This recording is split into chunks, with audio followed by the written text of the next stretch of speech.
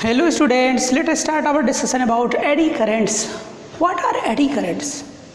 When magnetic flux linked to a conductor change, then eddy currents are produced in the conductor. Suppose that we have a conducting plate, rectangular plate or circular disc type plate, and a bar magnet.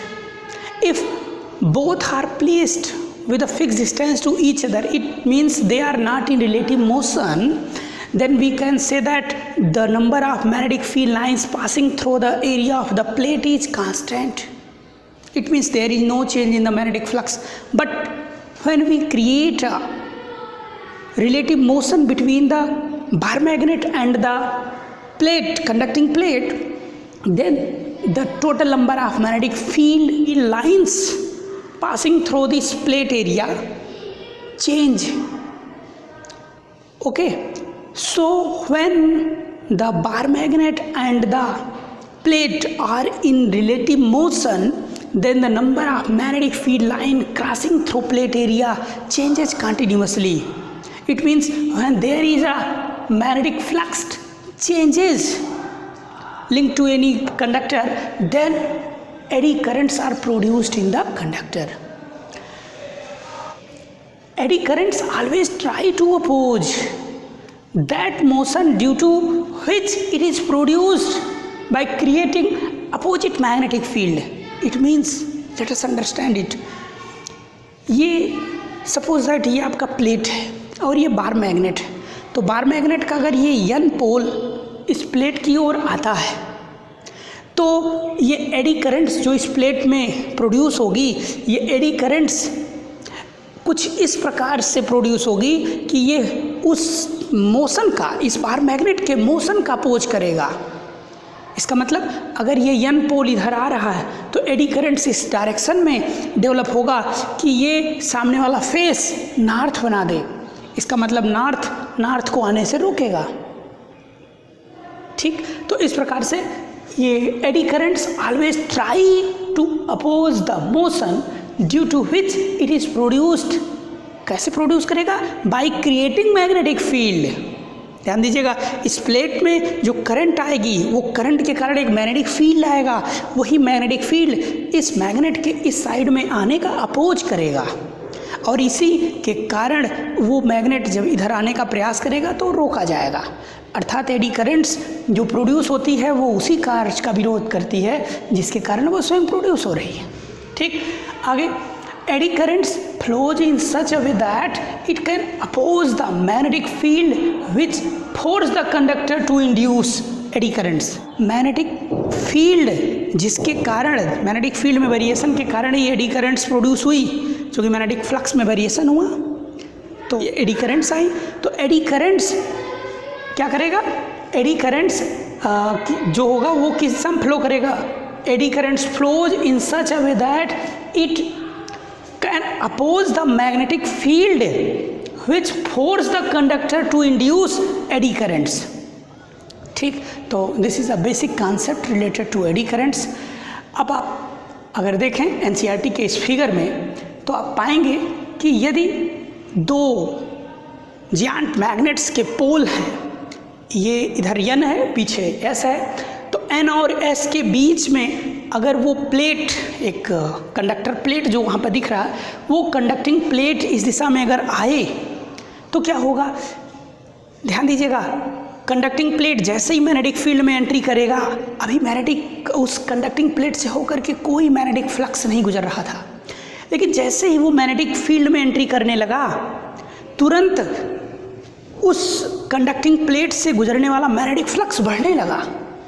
इसका मतलब north pole ऐसा हो रहा है जैसे उसकी ओर आ रहा है, तो नॉर्थ पोल के फेस की तरफ वो नॉर्थ पोल बनाते हुए एडी करंट्स जनरेट होगी। अर्थात उस कंडक्टर में एडी करंट्स ऐसी डायरेक्शन में सेट होगी, ऐसी डायरेक्शन में फ्लो करेगी कि वो नॉर्थ पोल की तरफ अपना नॉर्थ पोल क्रिएट करे और साउथ की तरफ साउथ क्रिएट करे। अर्थात करंट एंटी क्लॉकवाइज डायरेक्शन में फ्लो करेगी, आप देख सकते हैं। इसी प्रकार अगर ये कंडक्टर मैग्नेटिक फील्ड से बाहर निकलने लगे तो बाहर निकलेगा तो मैग्नेटिक फ्लक्स में लगातार वेरिएशन क्या कर रहा है? डिक्रीज कर रहा है। पहले मैग्नेटिक फ्लक्स ज़्यादा था, अब कम हो रहा है। जब कम होगा तो कम होने का विरोध करेगा, ये हमेशा अपोज करता है, उसी काज का अपोज करता है जिसके कारण ये प्रोड्यूस हो रहा है। तो एडी करंट्स ऐसी डायरेक्शन में सेटअप होगी कि ये उसमें से बाहर निकलने का अपोज करे, अर्थात नॉर्थ की तरफ साउथ क्रिएट हो जाएगा और साउथ की तरफ नॉर्थ क्रिएट हो जाएगा, अर्थात करंट इसमें जो है वो क्लॉकवाइज फ्लो करने लगेगी। ठीक, तो इसको आप कैसे सेट हो जाएगा, कैसे फ्लो करेगा, करंट कैसे फ्लो करेगी, और उनमें जो कंडक्टर्स में इलेक्ट्रॉन्स हैं वो सर्कुलर लूप में कैसे रन करेंगे, इन सब को एक एक्टिविटी के माध्यम से, एक छोटे से प्रोजेक्ट के माध्यम से हम देखते हैं। ये आप देख सकते हैं इसमें कि जब कोई बार मैग्नेट इसकी तरफ आ रहा है, तो जैसे ही बार मैग्नेट इसकी तरफ आ रहा है, यस पोल आ रहा है, यस पोल जैसे ही साइड में आ रहा, आप देख सकते हैं प्लेट पर जो इलेक्ट्रॉन्स हैं वो एक पर्टिकुलर डायरेक्शन में रोटेट करने लगे और उसके कारण एडी करंट्स प्रोड्यूस हुई। और जैसे ही इनको हमने दूर किया, पीछे की ओर ले जाने का प्रयास किया, तो आप देख सकते हैं डायरेक्शन जो चेंज हो गई। तो इस प्रकार से एक छोटे से एक्टिविटी के माध्यम से आप यहाँ पर समझ सकते हैं कैसे एडी करंट्स प्रोड्यूस होती हैं और ये कैसे वर्क करती हैं। ध्यान दीजिएगा, अगर मैं एडी करंट्स, वैसे तो बहुत सारे एप्लीकेशन इसके हैं, लेकिन बहुत सारे डिसएडवांटेजेस भी हैं। ट्रांसफार्मर में अगर हम मेटालिक प्लेट का कोर लगा दें तो पता चला एडी करंट्स के कारण उसमें इतना हीट प्रोड्यूस होगा कि वो बर्न कर जाएगा। तो इन सारे डिसएडवांटेजेस से बचने के लिए, एडी करंट्स को रिड्यूस करने के लिए हम कुछ टेक्निक का प्रयोग करते हैं। जैसे मेटालिक शीट्स को लेमिनेट करके एक दूसरे के ऊपर रखते हैं, और जो आपका मेटालिक प्लेट है, इस मेटालिक प्लेट की जो साइज है, इसको एक बड़े साइज में प्लेट के आकार में ना लेकर के पाज की तरीके से, पंजे की तरह के आकार में, आप देख सकते हैं ना इस फिगर में, ये कुछ इस प्रकार का दिखाया गया है। इसमें जब एडी करंट्स डेवलप होगी तो बहुत स्मॉल एरिया में डेवलप होगी, जिसके कारण एडी करंट्स का मान बहुत स्मॉल होगा। तो इस छोटी सी टेक्निक की सहायता से एडी करंट्स को रिड्यूस कर सकते हैं। अच्छा, what are the applications of eddy currents? Eddy currents के बहुत सारे एप्लीकेशन हैं। उनमें से जैसे अभी ट्रेनों में जो ब्रेक्स बनाए जाते हैं, ट्रेन में जो ब्रेक्स बनाए जाते हैं, क्योंकि ट्रेन लोहे के रास्ते पर, लोहे के पाथ पर चलती हैं और उसके लोहे का चक्का भी होता है, तो उसमें जो ब्रेक होता है, वो ब्रेक का निर्माण एडी करंट्स के द्वारा किया जा सकता है। अगर एडी करंट्स प्रोड्यूस हो जाए तो वो धीरे धीरे उसको इलेक्ट्रोमैग्नेटिक डैम्पिंग कर देगा। ठीक, इलेक्ट्रोमैग्नेटिक डैम्पिंग में भी इसका प्रयोग किया जाता है।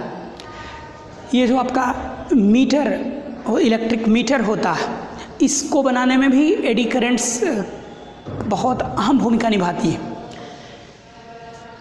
इंडक्शन फर्नेस का नाम आपने सुना। इंडक्शन फर्नेस में भी एडी करंट्स ही एक इम्पॉर्टेंट रोल प्ले करती है और जिसके कारण इतना हीट प्रोड्यूस होता है।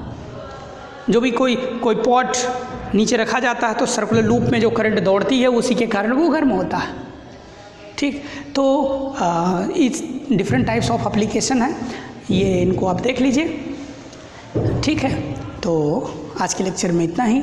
कल हम आपको सेल्फ इंडक्टेंस, म्यूचुअल इंडक्टेंस के बारे में बताएंगे।